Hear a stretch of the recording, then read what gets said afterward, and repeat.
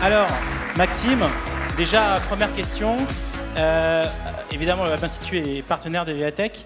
Qui était à Vivatech depuis le début? Qui est déjà allé à Vivatech? On peut voir les mains. Ah, il y a une belle communauté quand même. C'est plutôt bien, oui. Alors, quelles sont les nouveautés cette année? Alors, il y a beaucoup de nouveautés cette année, après l'édition 2018, qui avait déjà été un peu l'édition de tous les records. D'abord, on a des nouveaux espaces. On va prendre un deuxième hall dans lequel on va retrouver un talent center autour de tous les sujets recrutement, talent, etc. Dans ce deuxième hall, il y aura aussi des lounges, des endroits pour s'asseoir, des endroits pour manger, puisqu'on a eu beaucoup de retours l'année dernière de nos visiteurs qui disaient que c'était bien, mais il faudrait que ce soit un peu plus confortable. On va prendre aussi le Palais des Sports qui est juste devant le hall 1 pour en faire notre main stage. Donc il y aura 5000 places pour venir voir les top speakers qui vont défiler. Et puis on a créé aussi des parcs d'innovation autour de la réalité virtuelle, autour de l'AI, autour du green tech. Donc d'abord des nouveaux espaces, pas mal de nouveaux secteurs aussi. On est très content cette année parce que l'automobile vient en force. On a Renault qui sera là, Citroën avec un lancement mondial, l'électronique grand public, Huawei, Samsung. Donc on voit arriver aussi des nouveaux secteurs, des nouveaux sujets. Et puis justement, nouveaux sujets. L'année dernière, on avait fait un gros focus sur l'Afrique qui avait très bien marché. Et en 2019, on fait un gros focus sur l'Europe. C'est quoi l'Europe de la tech? C'est quoi la place de la tech entre les États-Unis et la Chine? Avec des commissaires européens, avec des patrons de licornes européennes qui seront là pour en parler. Voilà, donc beaucoup de nouveautés. Sur le sujet qui est notre sujet du jour, AI et data, quel focus particulier vous avez cette édition? Je dirais on ne serait pas un événement tech si on n'avait pas quand même une grosse partie de notre contenu qui sera autour de l'AI. On a les plus grands faiseurs dans le domaine, que ce soit IBM, Microsoft, Google, tous les grands vendeurs, je dirais, d'intelligence artificielle qui viendront proposer sur leur stand leurs dernières innovations.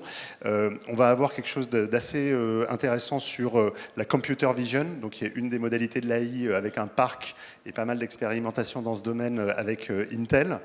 On va avoir pas mal de startups dans ce domaine. En tout, Vivatech, c'est à peu près 2000 startups qui sont exposantes ou qui participent à des pitchs. Et énormément ont l'AI au cœur d'entre elles. On a Darktrace, par exemple, qui est une licorne d'Europe de l'Est spécialisée dans la cybersécurité et l'AI dans le domaine de la cybersécurité. Et on va avoir pas mal de penseurs aussi, de gens qui vont intervenir sur ce sujet.